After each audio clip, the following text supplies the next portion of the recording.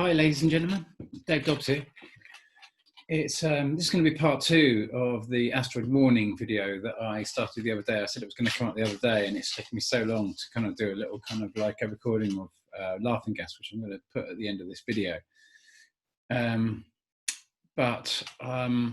It's the, what is the date? It's the 24th today. It's 24th of January, 2020.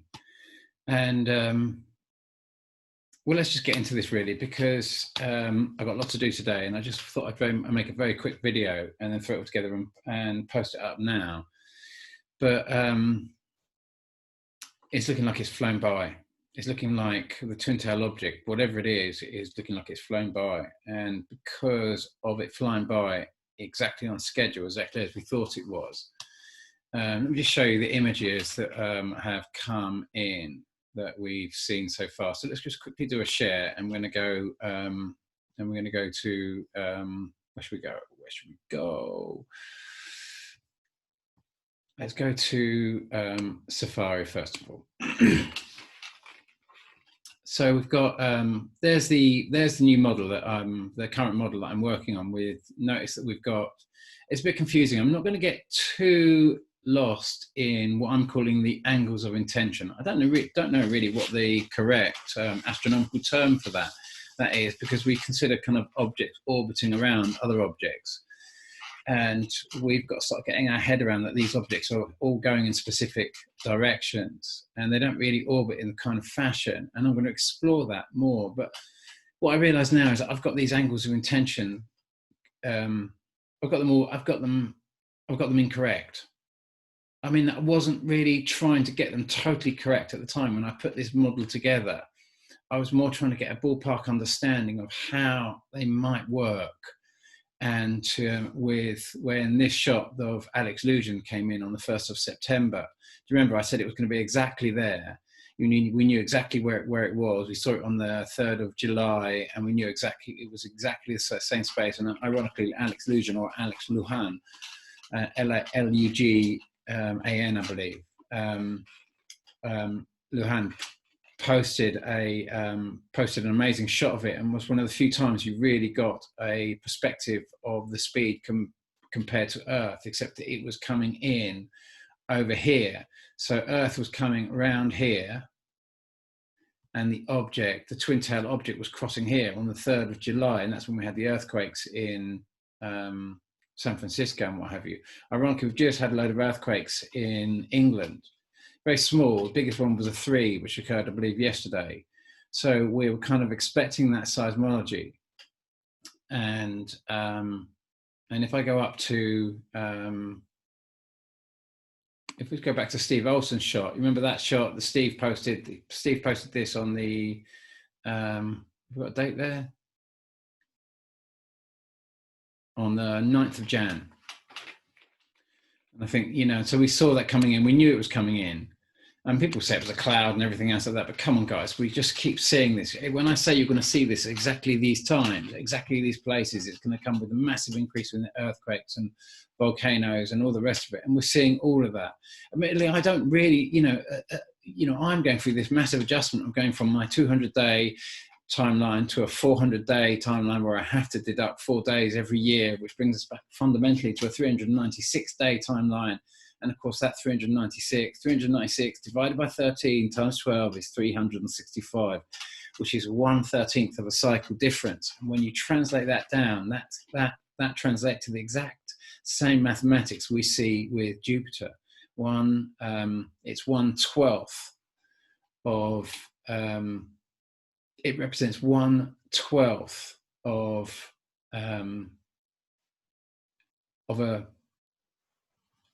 a 365-day cycle, and 1/13 of a 396-day cycle. Exactly one calendar month, exactly. And of course, the only other planet that we know that demonstrates that is Jupiter. And this cycle fits in exactly with that. So all we're doing is we're just connecting the dots here, piece by piece by piece. We're just working out the mathematics of it, working out the seismology of it, working out how it works, and we're putting it all in, putting the data in. Now, what it actually means, if we now come over to, was there any other shots that Steve put up there? I mean, there was this shot as well, but incredible shot that he put afterwards and that sort of stuff. There's lots of other shots. And then if we come over to and look at, what was it? It was, I'm just going to move that up there and out of the way. You can't see that, but it gets in the way of the Red Dragon, Planet X, Kisses, Gibraltar, two meteors, Puerto Rico meteor explodes over Greece, and he's got some other details there as well. But it's Brandon Corey Nagley, who's I hope I pronounced your name right, your name correct there. And this is, you know, if you play the video, you're going to see birds flying in front of this and that sort of stuff. So it gives you a real idea that we're moving almost exactly at the same speed as this thing. And certainly when we saw the asteroids in late December, when this was one calendar month before last year, we saw the asteroids, thousands and thousands of asteroids, which Rapid News put up. And, you know, I'm not going to show you that video because it's in most of my other videos, but you can see them moving at the same speed as us, and you can see them spinning in space, moving along. We're expecting exactly that to be exactly there, and as that gets closer, we're expecting a massive increase in well, we've been seeing the volcanoes going off and everything else like that. Now, I was expecting much bigger seismology because I'm expecting the alignment to be coming in at the time of the new moon. But now, if I stop the share and I briefly come over to, and I share again, I just go over to my Firefox, where I've got solarsystemscope.com, and that's today's date, that's right now. And we come out, we see there's the new moon, and that's going to be directly in line with, that's going to be directly in line with the sun, because we're just coming into the, is that correct? So we're just coming into the new moon now, pretty much. I mean, tomorrow is effectively going to be the kind of like, tomorrow supposedly, or late tonight is going to be the exact alignment. So we could expect a little bit more, except that if we've just had that passage now, and it's gone either side, keeping the sun like that. So we've got it sort of like, we've got the Earth at a 6 o'clock position. This thing's come probably over here. If it's come over here, obviously, then we'd have to go through the tail, and that'd be an absolutely terrifying concept. Let's just pray that it hasn't gone that side, and let's pray that it's gone this side, and that we're going to carry on, and all is going to be all right. But obviously, now this has moved past us, and we know it's moved past us because we've just had a shift in the axis of the Earth. Clearly, we've just had a massive, dramatic change in weather in Australia overnight, just massive change. I've seen videos in England saying that the temperatures just soared. You know, gone up to 17, 18 degrees centigrade in Britain.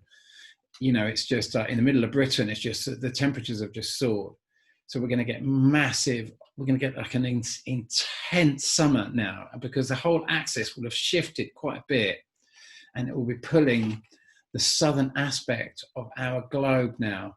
It's going to be pulling it away from the sun. Instead of pulling it towards the sun, where it was between us and the sun, now it's going to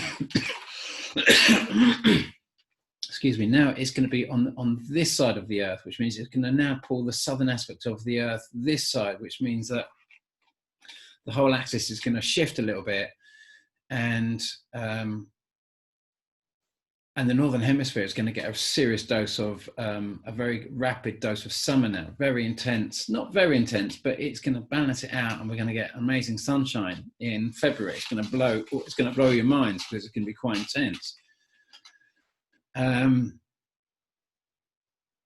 You know, can't get around that. That's just the way it is. You know, like I say, every time this goes by, you know, we just don't know what we're going to expect. We don't know how big it's going to be, but we do know now that the twin tail object that affects us at this point is clearly moving, because we saw it last year, because we saw it the year before, because we saw it the year before. At this time, we know that this thing is moving exactly the same speed and the same rotation as Earth. It is synced to Earth's movement without any doubt. So it has a 365-day. And these patterns are consistent. They're totally consistent over and over and over again. We keep doing this for whatever story you like. Call it whatever you like. You know, you might want to call it Jesus, you might want to call it God, you might want to call it whatever you like, but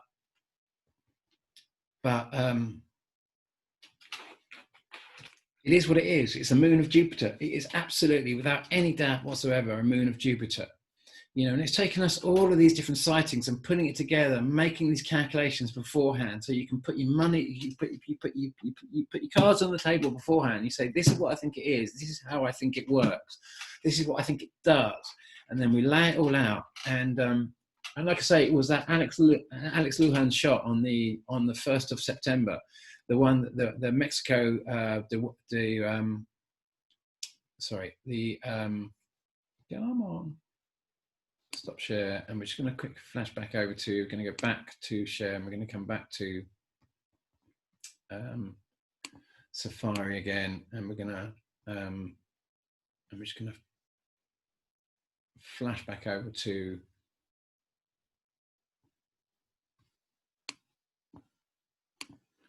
that shot there, and this shot here where we see Alex Lujan's shot, where you see the red tail. And do you remember when I said it was completely the wrong way around, and I had to redesign the whole model and understand that because of Jeff P's shot on the 14th of October 2016, where we saw that absolutely epic shot of if I've got it there, that epic shot of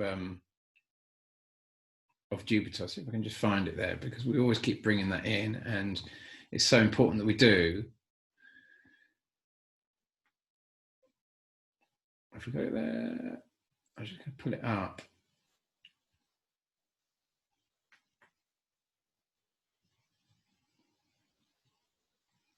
If I can find it.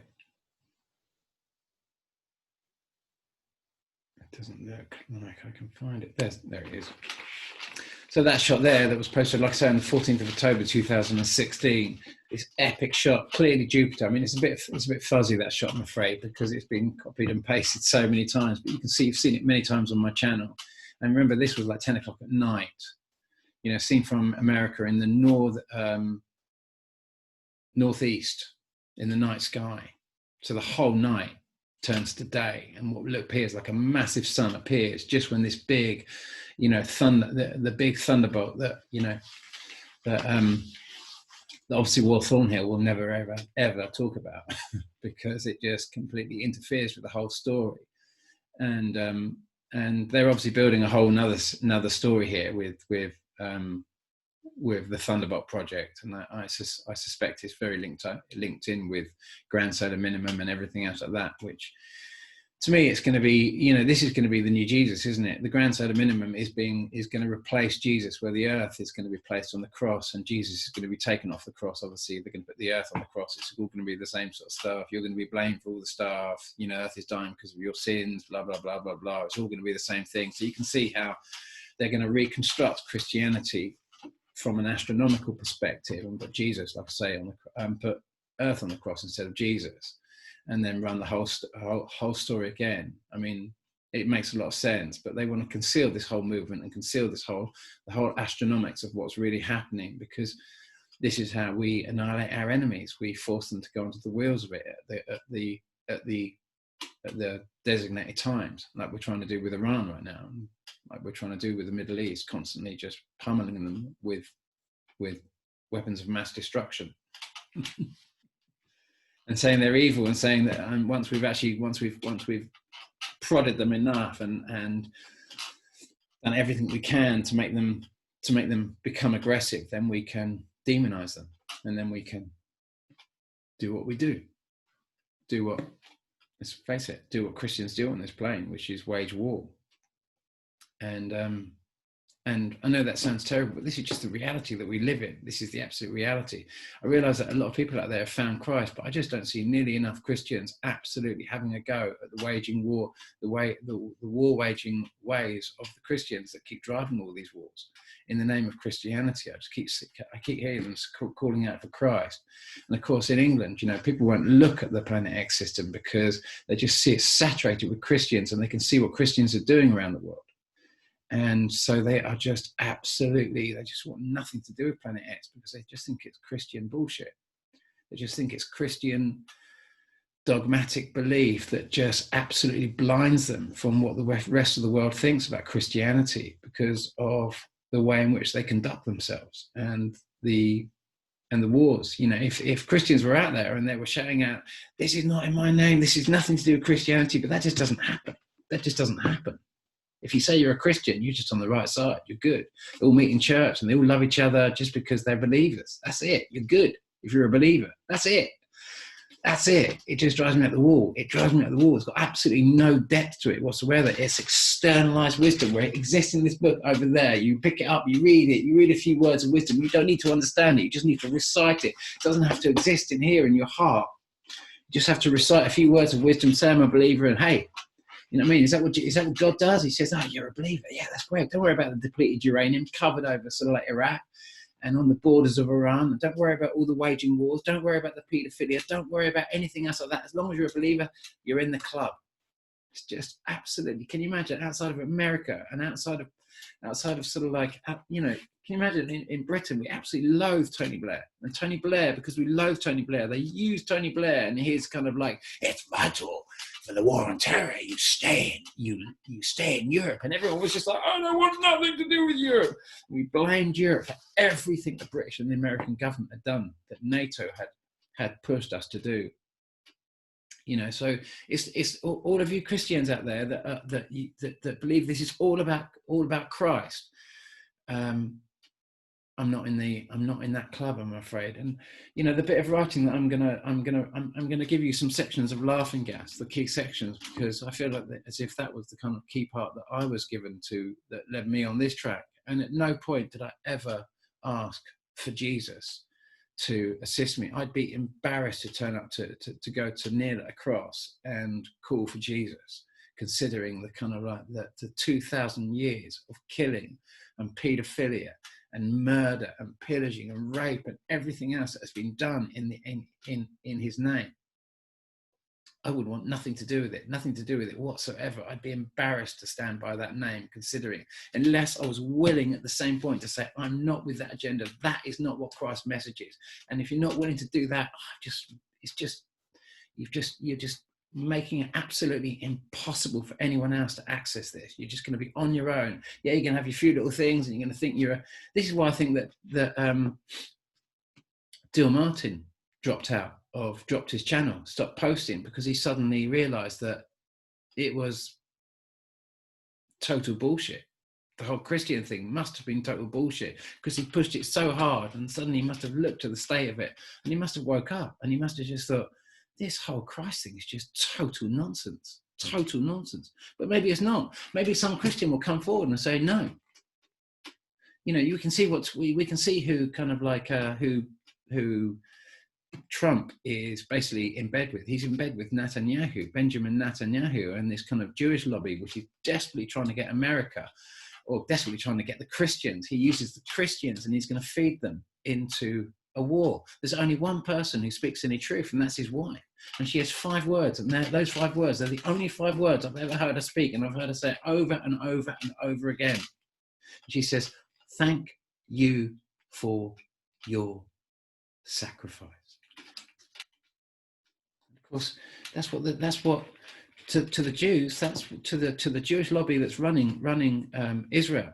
That's what the Christians are. They are the lamb. They are the sacrificial lamb that will pick up the guns every day of the week, all the time. They will always take their depleted uranium bomb shells and anything else and commit the most heinous crimes in the name of Christ for the Jewish lobby. They're the Jewish lamb. They are the sacrifice. They pick up the guns and commit the most heinous crime. And you can see this wisdom in the Bible has no impact on them whatsoever. It has absolutely no impact on them whatsoever. All the time they're in this state of belief, they can murder, rape, pillage, and gather around paedophiles and watch them do whatever they do without a care in the world, because they believe, I'm good because I believe in this piece of shit.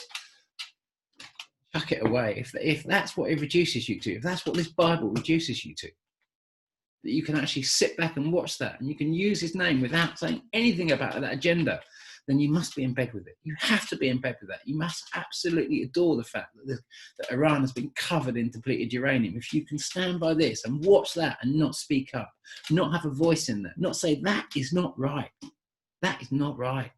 If you cannot speak that up and you can just keep shouting that out, knowing that just like a repulsive image that the American and the British government have got as a result of all this depleted uranium that has been chucked on just Iraq alone. We have no idea how much has been used globally on every conflict that Britain and America has been involved with. Just constant warring ways in the name of Christianity. It's just totally embarrassing. It's destroyed my chance of kind of like, you know, for all your efforts, and don't get me wrong, I have so much respect for all the efforts that you make. I have so much respect for all the efforts that you make in your videos and that sort of stuff. But when you go and put Christ all over it without actually dissing that, without actually speaking up against that, then it's just ugly to me. And I know that everyone in Europe who's watching that is just thinking, what the hell has Christ got to do with this thing flying around? It's got nothing. Christianity has used this system. Christianity and those who run it have used this system to their advantage. And we can clearly see that by the way in which the Catholic agenda changed the date in 1582. And we can clearly see that this whole thing is built around Jupiter. And Jupiter was the original god of the Roman Empire. And our calendar, this Gregorian calendar, we're told is built around the sun. No, it's built around this thing here. It's built around Jupiter. And the whole system that we've seen, you know, the first dwarf planet ever discovered, 1596, all around about the same time, 1596, SETI B or Mira, and then the next big discovery. Then, you know, obviously this is the same time that, same time as Galileo, same time as Copernicus, same time as kind of like as 1588, also the kind of like the massive tempest that destroyed the entire Spanish Armada. You know, it's all around this time. And of course, then we get the next big sighting, which is, I don't know, 70 or 80 years later. I can't remember exactly now. I haven't got them all written down. But, you know, we see this pattern, you know, the next sighting, Uranus, and they're like, oh my goodness me, it's a new sighting. It's a new dwarf planet, da, da, da, da, da. And of course, we're just going past another one of these big planets, either Jupiter or Saturn. And then, of course, the next one is kind of like Neptune. And we're like, oh, my God, it's a new thing. You know what I mean? And all of this just to kind of hold this kind of geocentric model, this religious Christian model pushed by the Catholics to silence Galileo when he said he'd seen Jupiter. And he said he'd seen exactly what we're seeing. And we'd seen in 2018, massive shots of Jupiter, huge, just like this shot Jeff P shot in 2016 also, that it's in a night sky, you can't see it at all, doesn't exist, and suddenly there's a plasma shot. It seems to shut everything down, and suddenly we get a view of stuff in our night sky that we're just not expecting. It's a webcam shot. It was a webcam shot. Anyone and everyone could download it. Jeff P, when he got the shot, and it was just like, oh my God, it was one of the most sensational shots we ever saw. You know, we were all downloading it, we all did what he said, and everyone got a glimpse of this thing, and we just threw our beliefs at it. So, you know, if you're a Christian out there and you're gonna keep posting up Christian stuff with all of this, please at least have the dignity to say you're not down with all this warring way and this is not what Christ is about. At least try and put it straight, as you're just going to make sure you're going to keep this subject just to extremist Christians who dump depleted uranium on innocent women and children and savage sovereign countries in the name of this thing. It's just, you know, I have so much respect for any video maker out there, but just see it from the perspective. Try and step out of your little perspective and see what the ugly picture it looks like from beyond. You know, just see. Remember the words of sort of like the Filipino kind of like, you know, because we've got tar going off in the Philippines right now. Well, volcano that hasn't gone off in 50 years, and it's spewing dust out and that sort of stuff. And you know, just think about the Filipino leader and what he said when he was asked by the RT reporter, and the RT reporter said, "What was it like going to a American Catholic school in the Philippines?" He was orphaned, and as I'm understanding, was brought up in an orphanage in an American Catholic school. And he just immediately answered her, and he said, "What was it like being sexually abused by Catholic priests?" And she said, I wasn't going to ask you that. I'm so sorry." And he said, "No, it's okay." And she said, "Well, that must have been so difficult, knowing that you'd been sexually abused in front of with all your friends? And he went, no. Every child in my school was sexually abused by an American Catholic priest. Said that on RT News. Went out to millions, billions of people. Watched that all around the world. What are we supposed to see when we see the splatting of Christ all over this? So I'm going to leave it there, and I'm going to just ask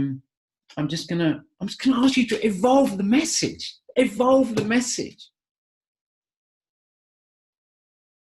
Just take it a little bit further. Think about what we're going to trying to do here. Think about what we're going to try and create here. Is that this paedophile God is the only way we can access God? We've got to go via paedophiles? Is that it? Murdering, depleted uranium dumping, murdering fascist paedophiles? That's the only way to God? Is that really the message? It's disgusting. It's just disgusting. It's just disgusting. What a disgusting message. Every time I see it, I just want to cry my eyes out. Just like, breaks my heart. Absolutely breaks my heart when I see this horrible, horrible religion, this murderers, absolute murderers in the name of belief, blind belief, where you have this weird book of wisdom that's all been robbed from the Sumerians and anyone else and thrown into this book and claimed to be these disciples and everything else like that. And there's just no evidence of this. The whole Bible thrown together way after Christ, just when the Roman Empire was collapsing, ironically, around about 262, when we had the 3 days of darkness, earthquakes right through Europe, earthquakes right through Africa, earthquakes right through Asia, when famines and diseases are just ripping through the Roman Empire, the whole thing is collapsing, and they realized they had to change their way. And instead of taking their vibration up, they decided to nick the fundamental mechanics of the Sumerian, of what it wasn't really Sumerian at that time. It was kind of that had evolved into kind of the Zoroastrian faith, which was a kind of that came from the roots of Sumerian. The kind of the original Persian, kind of like the first monotheism that had existed before Christianity, before Abraham, before Muhammad. Ironically, Muhammad comes in around the 7th century, directly at the same time as one of the flybys. So we can see this kind of big cycle and how we're all building our gods over this thing, and each one saying, my God is the only God. And then just go and team up with a bunch of fascist paedophiles that just kill their way through history, murder their way through history. It's just outrageous. It's just so disgusting. It's just utterly disgusting religion. Utterly disgusting religion. Disgusting religion. Breaks my heart to see it. Anyway, so I'm going to I'm going to now just let you hear this section of laughing gas, and there's a few sections I'm going to read in the book, and it's my connection of how I made my connection. And once I'd made this connection, then I had to go off and track my way of working out what I was doing, because I'd got my confirmation here. This is how I got my confirmation, because I just didn't know how to access that confirmation. It's a bit like my kind of like accessing the astronomics I'm trying to access with all the different charts that I build and all the different models that I build astronomically. They're step by step. They're not correct, but they're the best I can do with all the sightings that we're seeing without throwing in any crazy ideas. Think of it more like a mechanic trying to work out how a gearbox works together. And you're putting all the cogs in and you're trying to work out the ratios. And once you worked out the ratios and what's going on, you're trying to position them in such a way as to trying to work out what's going on. And that is what I've been doing. And from that, each time, all these different sightings, we put them in. We don't just throw our blind beliefs in it because it doesn't work and say, no, I'm going to stick with my story because I'm right, and you're wrong, and this is belief because Christ is with me. No, come on, guys. At no part of this process did I ever call out to Jesus. Did I call out to the paedophile or the murderer's God? At no process did I ever call out to the jealous paedophile's God. Never did I ever call out to that God. and the answers I got and the process I went through and the communication I got. If Jesus is your God and you want to bring that in, great. But at least have the decency to try and educate the Christians or these people you want to say, take Jesus into your heart. You know what I mean? How does he come into you? Do you need a paedophile priest to let Jesus come into you? Is that how it works? This disgusting religion where you have this book completely external to your heart, raped and pillaged from other faiths and other religions and people who speak real wisdom.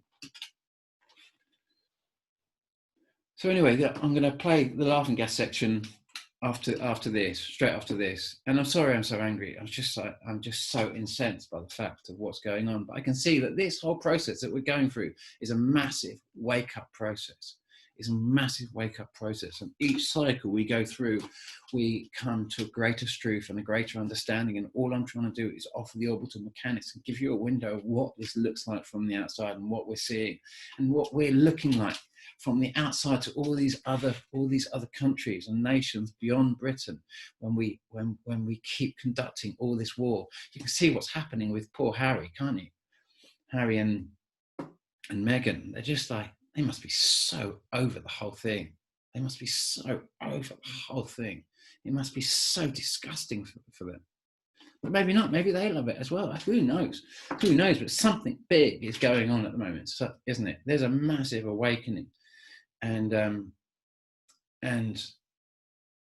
I just, if you're a Christian, say something about the travesty that's going on and try and educate those Christians, like the way in which Trump is using is just taken full advantage of Christian belief and is just doing the same old stuff. It's so easy working for the Jewish lobbies just to feed the Christians into another war.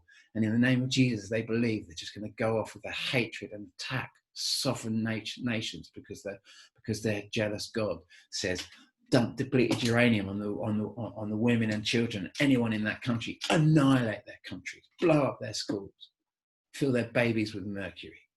It's just, we've got to evolve this. If you want to be Christians, then evolve the faith. Turn it into a real faith where you bring the wisdom into your own heart, where you can speak the wisdom yourself. You don't have to externalize it in this ugly book that's been ripped off and plagiarized from other faiths and other religions. See if you can learn to embody that wisdom yourself, so you don't have to read it through constantly and just recite revelations over and over and lock onto this destructive, horrible. That's what Tony Blair apparently was just lost in revelations the whole time when he was telling 18-year-old kids to go out and literally bury Iraq under 40,000 times more radioactive waste than was generated by the Hiroshima bomb in the form of depleted uranium bomb shells. Sending kids to do that in the name of Christianity. And then the hatred that had been generated, he generated for himself and his agenda, using that hatred and directing it all to blame at Europe. I am so not going to be in the country on the 31st. It's just too embarrassing. It's too ugly to be in the country on the 31st when we go through this door. It's an ugly thing that Britain is doing. It's an ugly, ugly, ugly thing. And of course, this is the tabloid papers. They are Brexit. They have driven this. It's a completely and utterly tabloid-driven thing. The same thing that Meghan and Harry absolutely loathe. They are the people who have driven this. They are the agenda. The Sun newspaper. That is Brexit. It's funny, in the first book that Ian Banks ever wrote, it was called State of the Art. Not his first book, but it was his first culture novel, his first culture novel. And they're just the most incredible books. And on the first page of the book, I seem to remember, it's just a picture of the front cover of the Sun newspaper. And it just says, gotcha. They're the ones driving this, the Sun newspaper. Have you seen how all the big newspapers and everything else like that and all the big news agencies, they've completely taken over YouTube? You know, they're just paying lots of money so they can be on the top searches because they cannot sell their shitty newspapers anywhere else. They can't sell them, so they just have to take it over. So it's complete and utter corporate bullshit, kind of, you know, taking over another corporate. It's just, you know, YouTube is dying a death. Christianity is the greatest embarrassment and the greatest travesty to this planet for 2,000 years. It has plundered and plagued this earth. The most disgusting, horrible religion ever created. It turns what could be beautiful people into murdering paedophiles, rapists, and just like warlords. It's an ugly religion, truly ugly religion. What is done to this world? Ugly.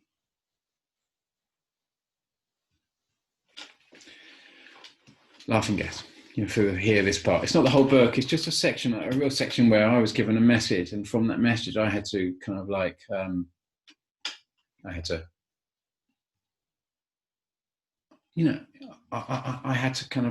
learn to open up this door myself, and so I had to commune with the source myself, and open up those doors so I could open up a narrative and get the answers that I want, not through some third party. Like, you can all go direct if you want to, but I tell you what, I would be embarrassed to mention that word. You know, and put your hand on your heart. You don't have to tell anyone else, but put your hand on your heart. How many of you have heard the words of your God speaking to your heart when you use the name Jesus? How many of you? I wonder.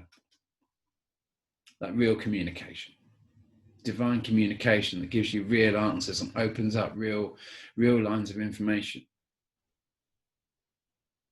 I wonder how many of you even take the time to listen for an answer.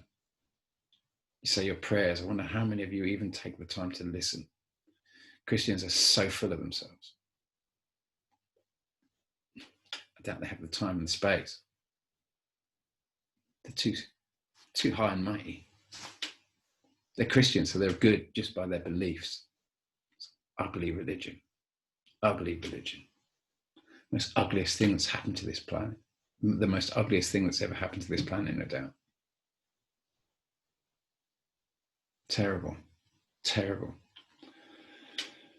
We've got to evolve it. And if you're going to shout it out, then at least try to bring some light and wisdom into those Christians and say, listen, guys, that is wrong. And we've got to evolve it. Evolve the religion. Evolve the religion. Turn it into something beautiful. Educate these people.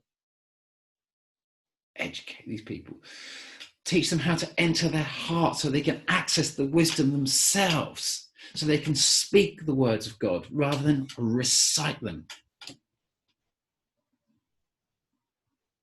Speak these words of wisdom that he understood. Was Jesus a Christian? I doubt it very much. I doubt he was part of any religious order whatsoever. I bet you he accessed his own heart. I bet you he accessed divine wisdom through his own inner heart process. He didn't go by some third-party book where he just read out and he recited from some book. I bet you he learned how to speak the wisdom. I bet he learned how to access divinity. And you can do the same. All of us can do the same. That doorway is open to all of us via our heart.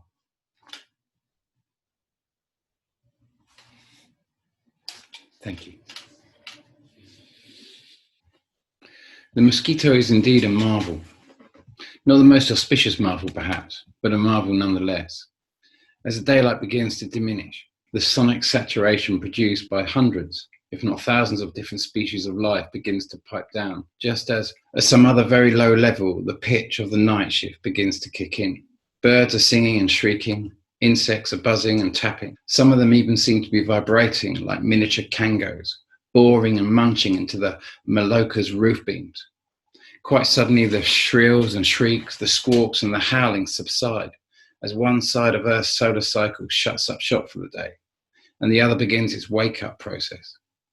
At some point, there comes a tiny intermediate gap that could almost be described as silence, No sooner does Dobbs' ear attempt to adjust to this unaccustomed luxury, however, than he detects a subtle hum. Its harmonic is set so acutely high as to be barely audible, but suddenly it swells from every direction until its pitch is almost a scream that blankets the senses so completely as to seem almost internal in origin.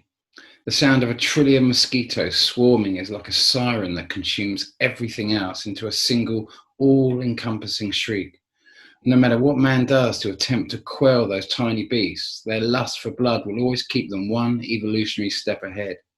From the more environmentally friendly options of citronella, mossicores, and incense sticks, to the most toxic of chemicals, all attempts to repel the onslaught seem, in the jungle, to be merely a joke to tickle the humour of those voracious little vampires. For the natives, too, it must be an odd spectacle. They watch the outsiders plaster themselves with repellents and yet seem completely unaffected by the ridiculous volumes as they begin to swarm.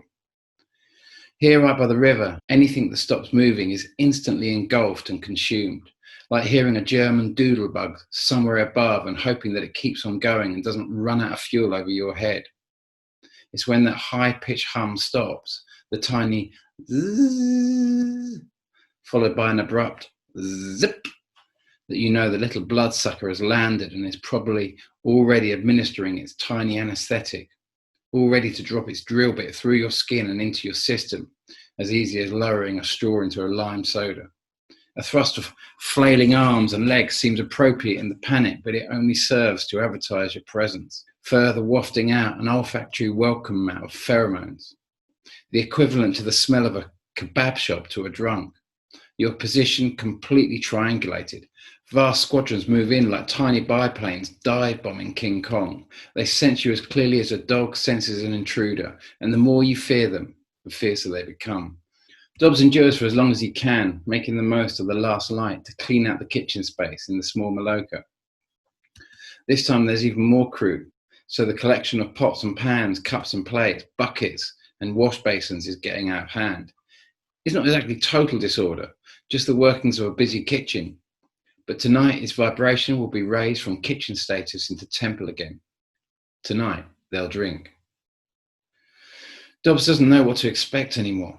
Not that he ever really did, but he nearly always has an intention in mind, some clear focus of what he wants to do, or perhaps heal, or what he wants to know or understand.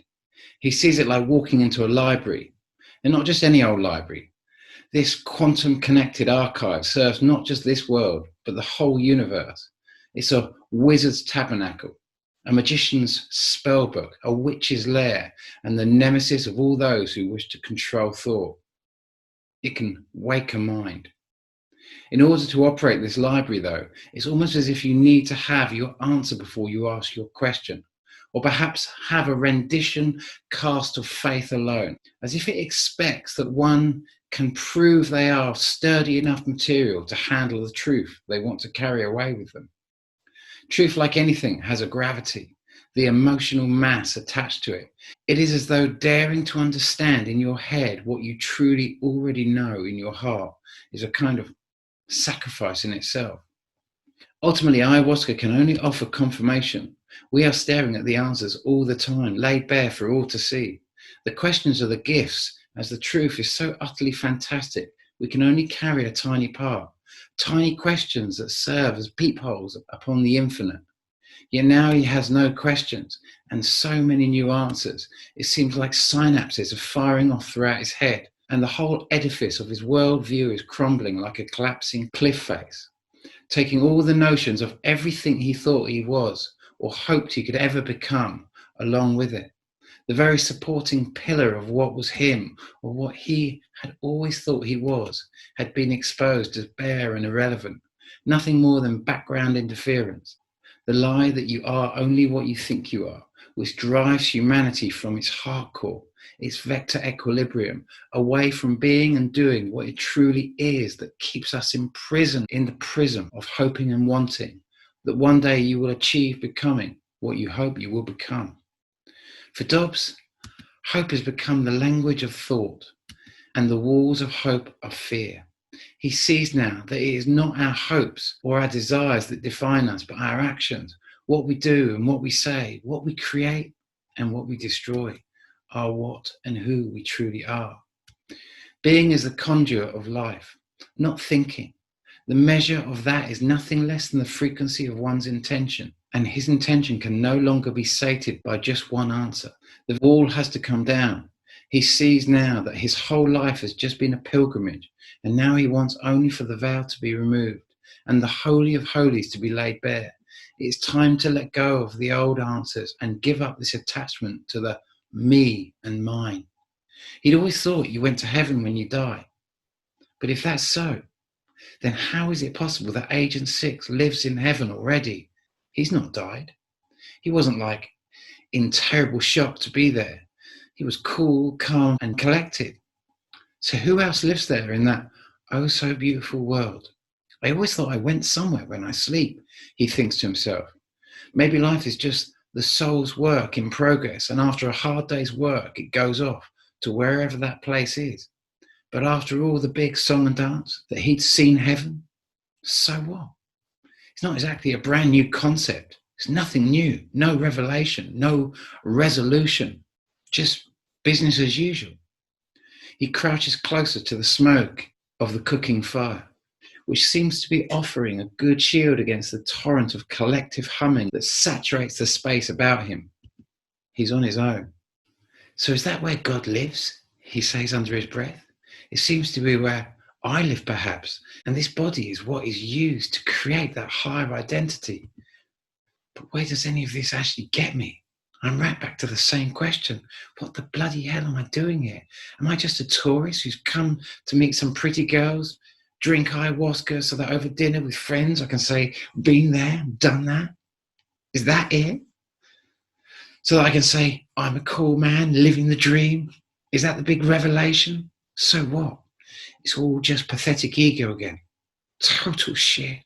Tears run down his cheeks and suddenly he's crashing and everything feels impossible again. Maybe it's the quest for the purpose that is where the fault lies. Maybe I shouldn't have questioned and just learned to be a good mechanic. And he was a good mechanic right from the onset. If anything, he trained himself in the ability of opening a bonnet and not understanding how anything works. It had taken him more than 20 years to arrive at the point where he could finally pop the hood and genuinely shake his head, clueless to the goings on. Well, inbuilt obsolescence and the determination of motor manufacturers to make it impossible for even a mechanic to fix a vehicle without expensive diagnostic tools had perhaps helped. That and an economy in which it's just cheaper to replace than repair due to a credit system set to insane. He can feel himself trembling as the whine of the mosquitoes intensifies, though the thick, sweet, scented smoke of the Palo Santos chippings is burning to cleanse the space, offering some respite from their assault, buying him a little more time before the panic sets in.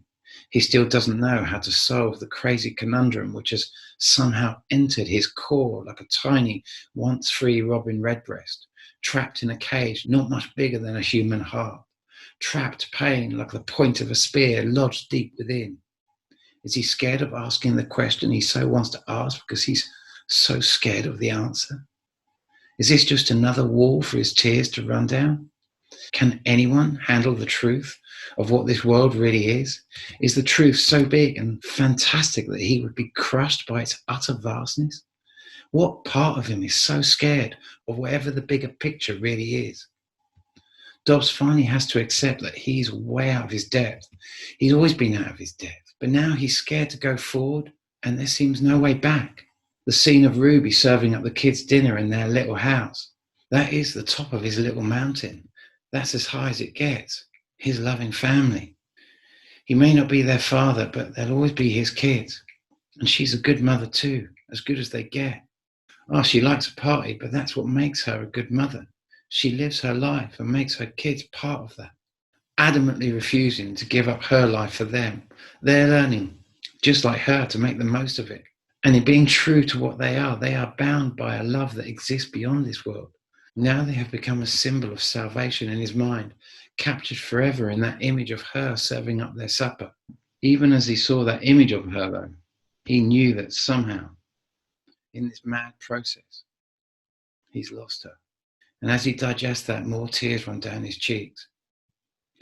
So here I am, for whatever purpose that is, he whispers, just under his breath, crouching in the smoke as though hiding from his fate, the glowing embers of the burning Palo Santos at his feet. He has spoken this like a prayer and is almost annoyed that no response is forthcoming. All he can sense is the vacuous silence. Maybe I should just pack up and go, he thinks to himself. And then he stops and lets the idea sink in for a long moment. But there's no way back home. Only onward now. If I don't knock that brew back tonight, even though I'm in this crazy state, I'll regret it for the rest of my life, won't I? God only knows what's going on at the moment, but it's big. It's like a wave's coming in, and when I see it, I'm going to start paddling, and I'm going to catch that wave, and I'm going to ride it all the way in. That's what I'm going to do. I'm going to ride it all the way in. And he chuckles to himself. This shit's really insanity on a stick, isn't it? It's properly pushing the boundaries. He whispers down to the burning embers. And then, as though they completely agree, and yeah, so what? Yeah, billions upon billions of people in the course of history have shared this crazy dream, this dream of true love and true freedom for all beings, of liberation from all the pain and suffering of this warring world. So what? He voices. So what if I want to surrender my sword in that temple, to lay down my arms and kneel at the feet of whatever you are, and place my spear before the greatness of you? How do I give allegiance to whatever you are, to whatever this thing is, which can no longer live in just fairy tales? It's like I'm here to pull that dagger out of my heart and place it on the altar of whatever you truly are, to surrender something, to surrender all my pain and completely abandon the sword of I at the altar of your unfathomable greatness. I know that you're there. I know you hear my words. So I put all my cards on the table. I am at your service, as is the code by which I have attempted to live my life. So judge me however you choose for my actions on this plane, and whatever is going on, and however big this Zeppelin really is. I'm here, laid bare, stripped of what feels like everything. My dagger, my sword, my spear, I place at your feet. And like that, he finally sees the question he'd been searching for all this time, and floods of tears run down his cheek. Please, whatever you are, or whoever you are, the true creator of my world, I have one last question for you. What do you want of me? Because whatever you are, you're the biggest part of me. So I ask you this, what would you ask of me? For I have nothing more to ask of you. My inquiry is complete, and my investigation is over. The weakness of this world I lay at the altar of you, and I ask only what you would ask of me. I'll do anything to be in service to this earth, to be in service to you. By now the tears are running down his cheeks in such torrents that he can only hear the sizzling on the burning embers. It's not the most sustainable means of having a conversation, is it? Kind of a long way to come, you know, he adds with a half chuckle.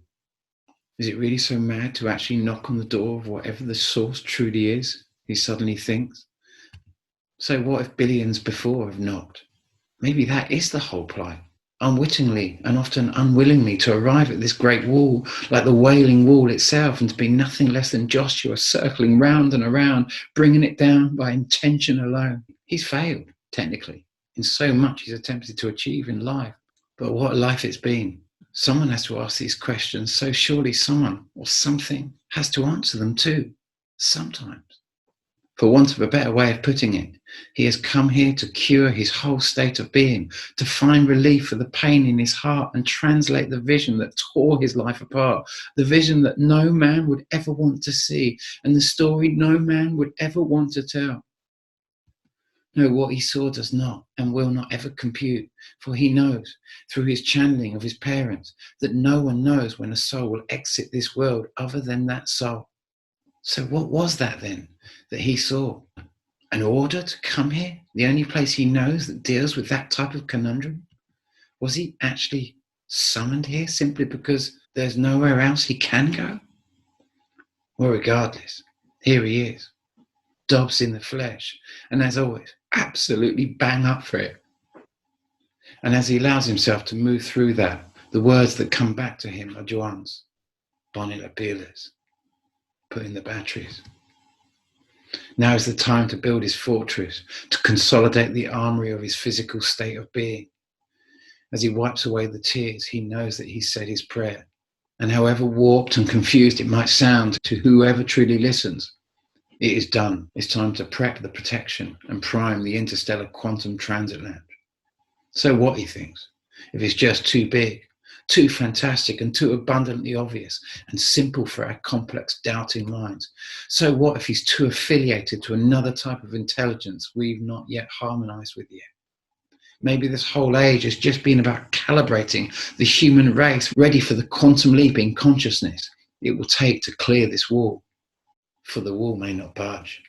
Maybe we needed to understand war while we were still relatively scientifically undeveloped, so that we were the only ones that could go onto the wheels of our own killing ways. He bows one last time to the Paula Santos. Great Spirit, I ask you now for your help and to send the highest beings of light and love to work with me tonight. This is all of me laid bare. I wish only to save my country from the terrible fate that I have been shown. He clears the last utensils from the work surfaces, and as he drags out the large washing basin, his mind is spinning round and around. All these years he's wondered where Sister Anna, White Cloud, Running Water, John, and the many other beings his parents channel actually reside. They identify themselves by lies they've lived here on Earth, which they feel are the most appropriate platforms to deliver their messages. But they all talk of Earth as a place which they now only visit.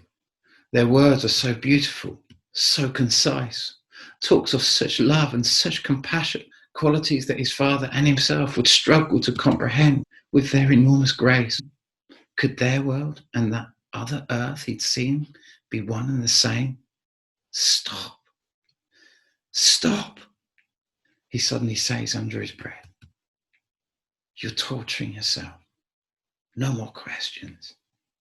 Being alone with his thoughts now is almost like standing naked outside in the midst of the swarming mosquitoes. He just doesn't know what will happen anymore.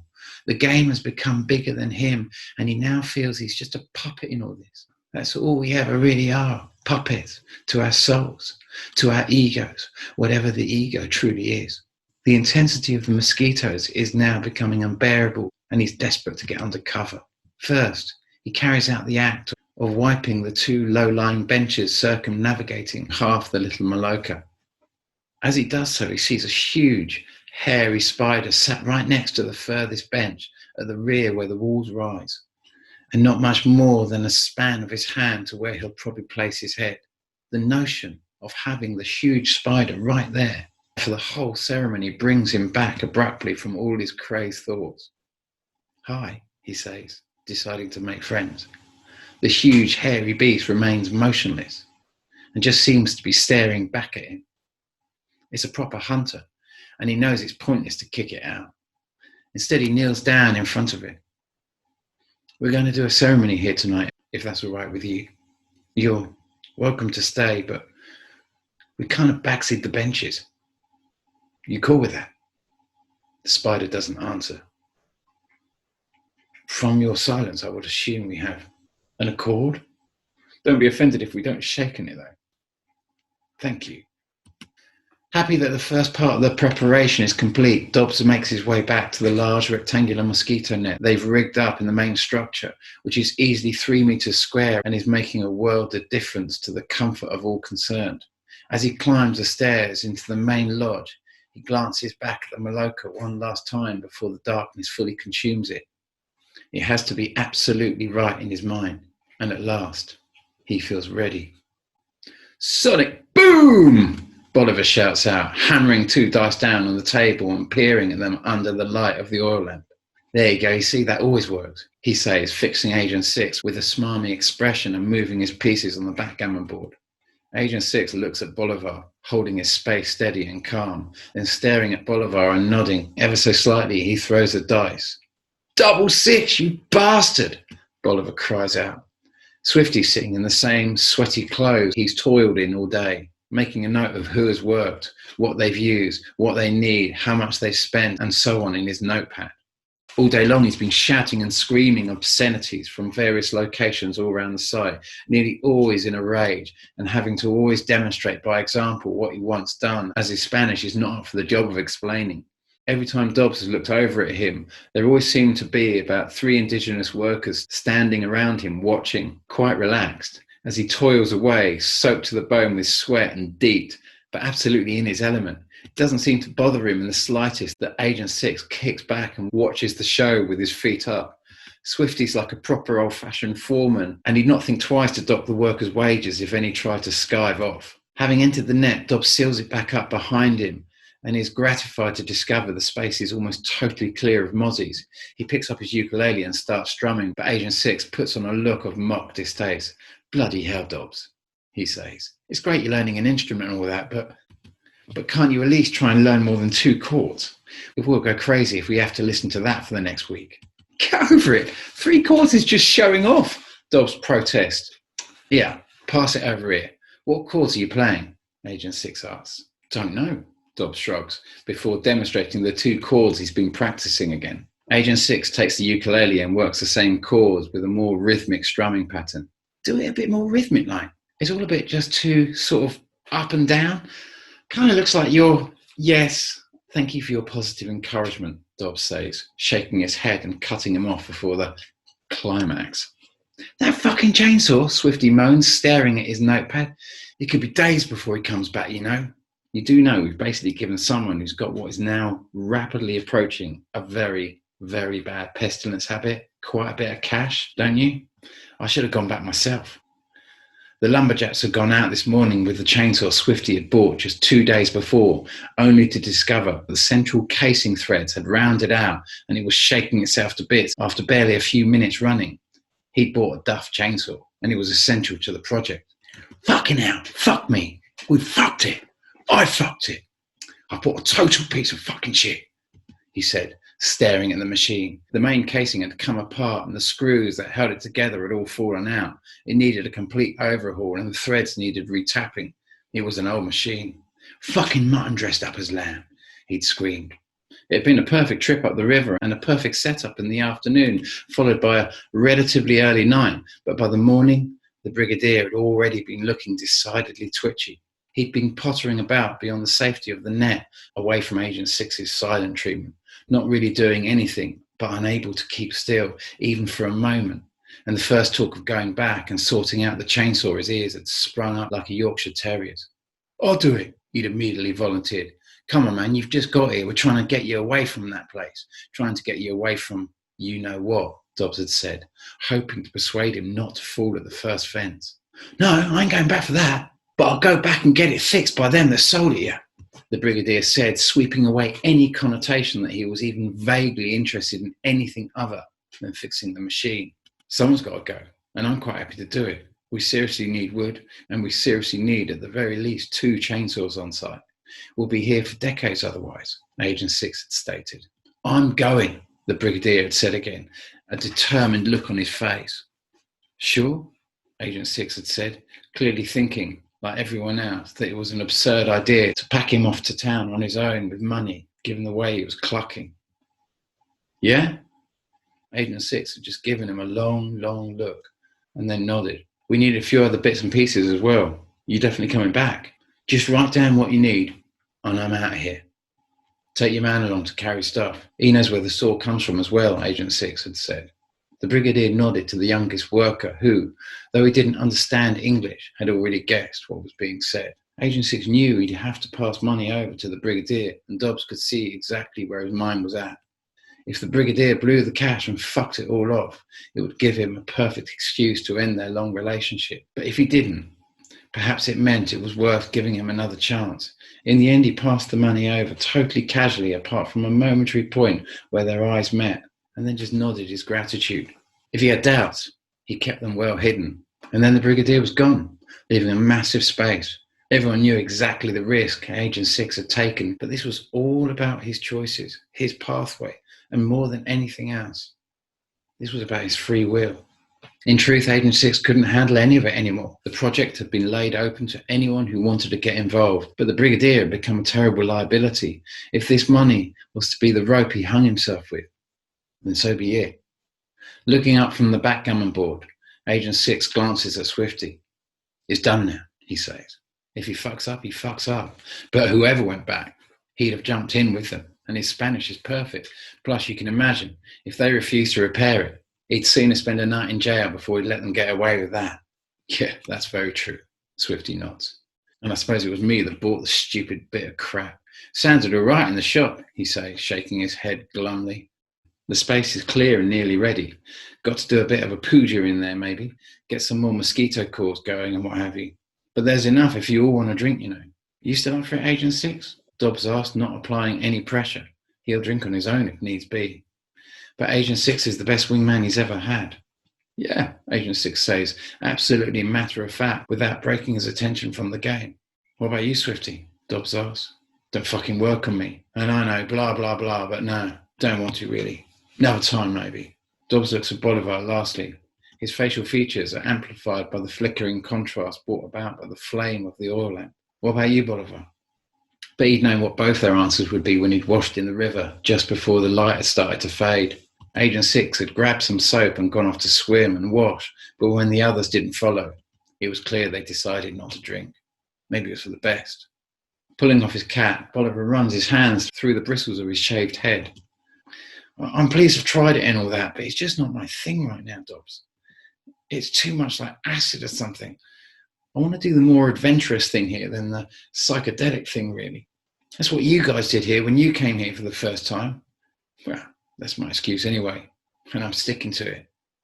Agent 6 glances up at Dobbs. Just you and me, cowboy. There's going to be loads of mosquitoes in there anyway. Why don't you drink in here? Bolivar says, glancing up at the net. Agent 6 pulls his attention away from the backgammon board. Yeah, we could drink in here, Dobbs. I kind of like that space now, though. Yeah, I know what you mean, Agent 6 nods. Aren't you nervous about drinking without John or a shaman? Bolivar asks. A curandero, Agent 6 offers, shaking his head without a care in the world. No, I am a little bit. That's why I spent so much time preparing the space. After another hour or so has passed, all the workers have retreated to Swifty's Maloka, and Dobbs can sense that time is getting close. The area is now quiet enough and free of activity, and the drone of mosquitoes has subsided sufficiently for him to start gathering together the bits and pieces they'll need for the ceremony. Shit, we've got no shikape leaves, Dobbs says to Agent 6. I picked some earlier. They're growing all around us. We're in the middle of the Amazon. Oh yeah, Dobbs answers with a chuckle as he gathers mapachos and mosquito coils and walks over to the smaller Maloka to do a bit more of a puja or a cleansing ritual.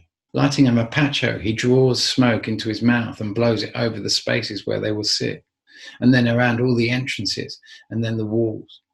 When he's done, he visualizes a golden ring around the whole Maloka again. Then finally, he closes his eyes and, sitting in the space, asks once again for all his guides and spirits and beings of light to work with them, and requests that only help from the highest sources be involved with the ceremony. No sooner is he finished, Agent 6 appears. You want to sort out the ayahuasca? No, you do it. This is your show. Dobbs feels nervous at the sudden thought of the brew itself. Oddly, until now it's hardly gone through his mind, but now that it does, he suddenly gets that incredible shudder all the way through his body and right to his core. Should we dust each other down then? You ready to do this? Dobbs asks. Yeah, let's do it. Agent 6 is so casual about the whole thing, but Dobbs, in contrast, is suddenly fraught with apprehension. He can feel almost seismic juddering shifts jolting through him as he takes the shikape leaves and the mapacho and begins brushing Agent 6 with leaves from head to toe, front to back, with rapid shaking motions before blowing smoke from his mouth at the location of the leaves. When he's finished, Agent 6 does the same for him. Finally, they sit.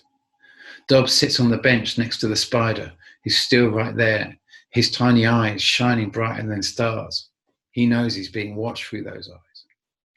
Remember our little agreement, right? He says. What's that? Agent 6 asks. Oh, nothing. I'm just sharing the space with a spider of the very large and hairy variety. Agent 6 looks over at the creature, but is not bothered by him at all. Dobbs goes to pass the concoction over to him. No, this is your ceremony, remember. You do it. You prepared the space for something here. You do it. Dobbs can barely hold the bottle, though. The shudder going through his body is so difficult to suppress that he has to put it down on the mud floor and shake his whole body.